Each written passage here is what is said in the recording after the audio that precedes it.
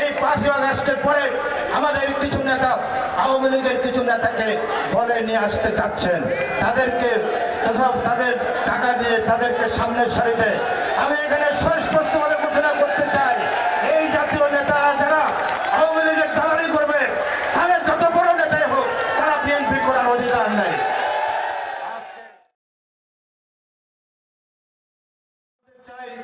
এই যে 1.5 মাসের যে আন্দোলন হলো, 1400 জন যেখানে শহীদ হয়েছেন, সেখানে আমাদের 862 জন বিএনপির নেতা কর্মী শহীদ হয়েছেন। এই আন্দোলনের সবচেয়ে বেশি শরিকদার হচ্ছে আমরা, হকদার আমরা, অন্য কেউ নয়।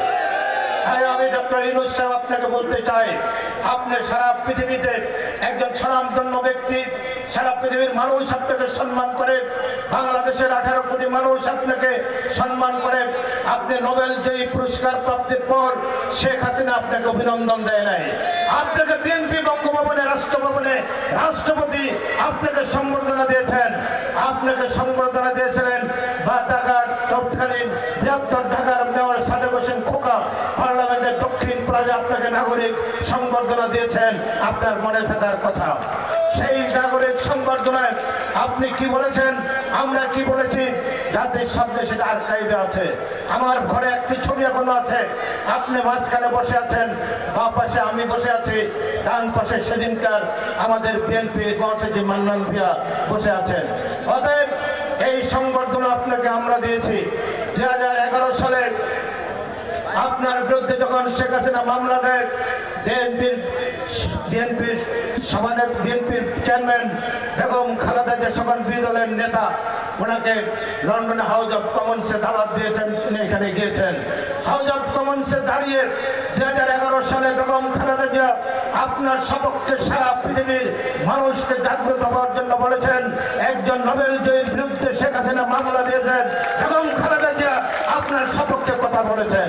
যখন আপনার মামলা হয়েছে, আপনার সপক্ষে তারেক রহমান দাঁড়িয়েছে, আপনার সপক্ষে বিএনপি দাঁড়িয়েছে, আপনার সপক্ষে বিএনপি দাঁড়িয়েছে। এখন 5ই আগস্ট শেখ হাসিনা পলায়ন করার পর আমাদের মহাসচিব মির্জা ফখরুল ইসলাম আলমগীর বেগম খালেদা জিয়ার কাছে গেলেন, তারেক রহমানের সাথে টেলিফোনে আলাপ করলেন, করে উনি ক্যান্টনমেন্ট গেলেন। বিএনপি বাংলাদেশের সর্ববৃহৎ রাজনৈতিক দল, বিএনপি যাকে সমর্থন দেবে সেই প্রধান উপদেষ্টা হবে, এটাই ঠিক।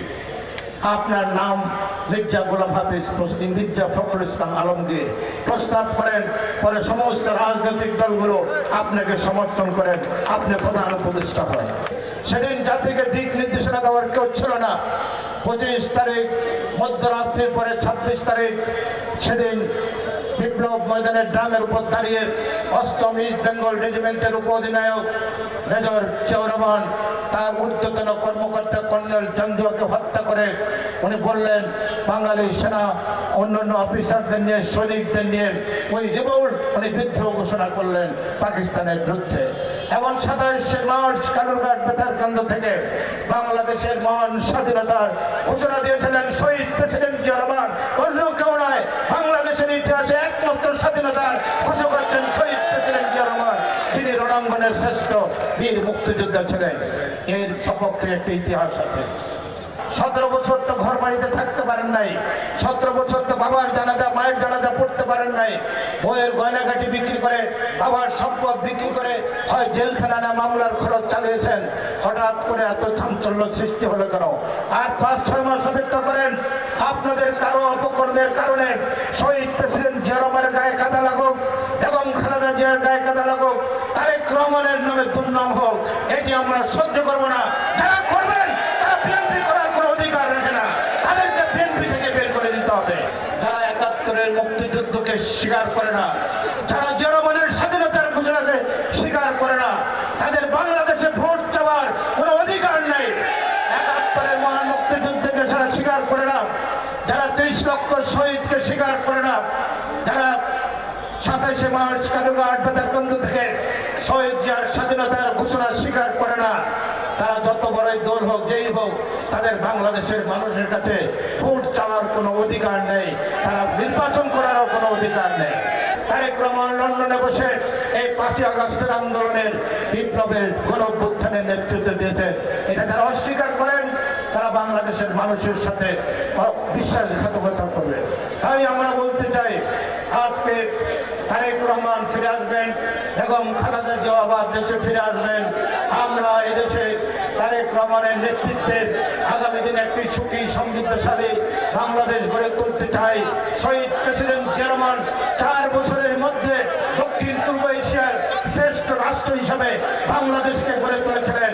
আজকে বাংলাদেশের যে অর্থনৈতিক 2টি সেক্টর, একটি হচ্ছে বিদেশি ফরেন রেমিটেন্স যারা মধ্যপ্রাচ্যে চাকরি করেন।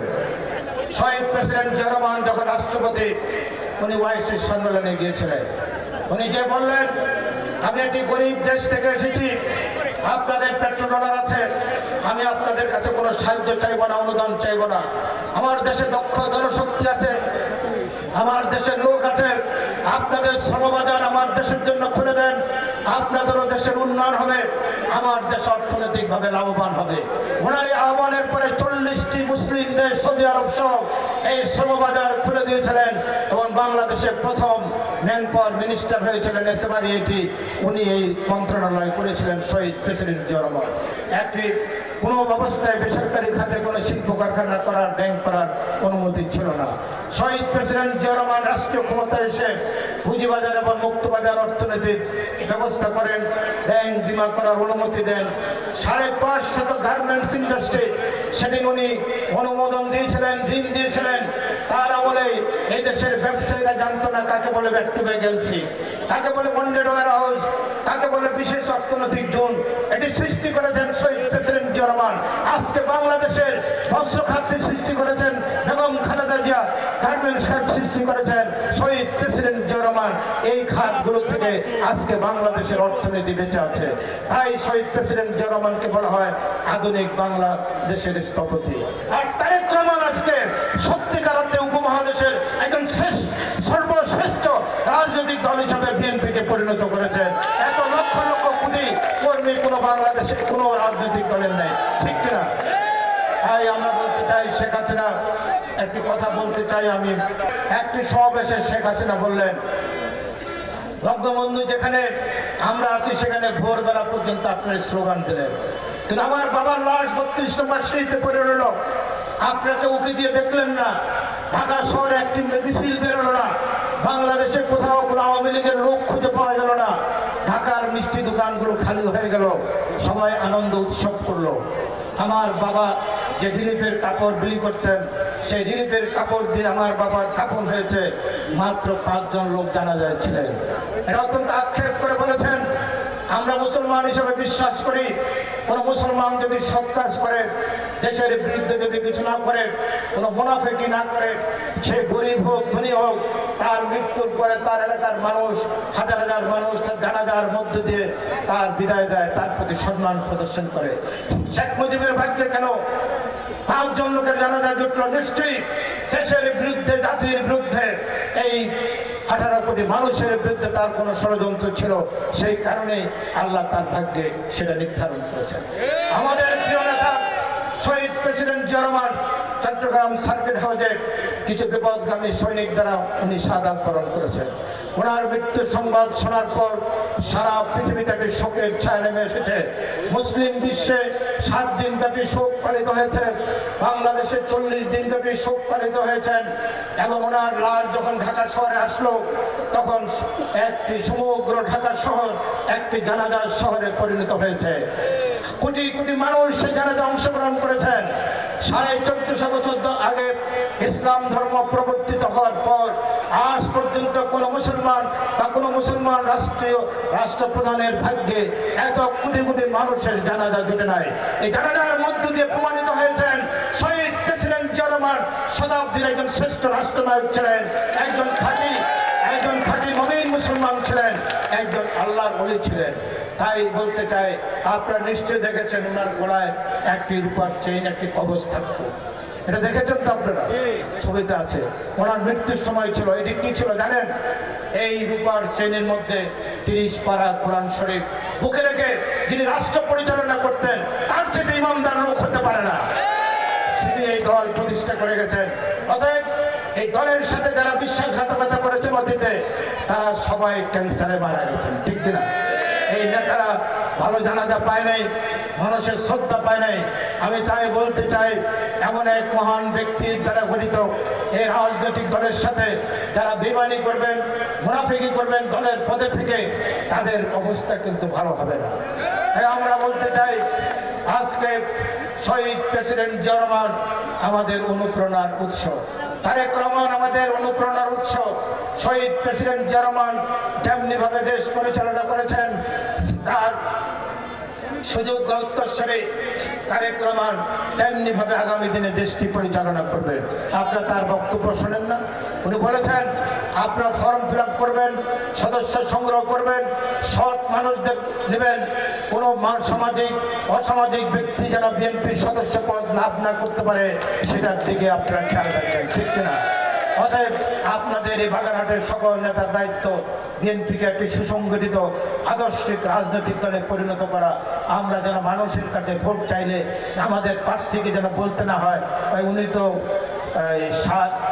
বেচা কেনার সাথে জড়িত, উনি অমুক ব্যবসার সাথে জড়িত, উনি অমুকের সম্পত্তি দখল করেছেন, এই কথাটা যেন বলতে না পারে, ঠিক কিনা? তাই আজকে আবারও আমরা বলছি, নির্বাচনের রোডম্যাপটি আপনি তৈরি করে দেন। বাংলাদেশের মানুষ উন্মুখ হয়ে আছে।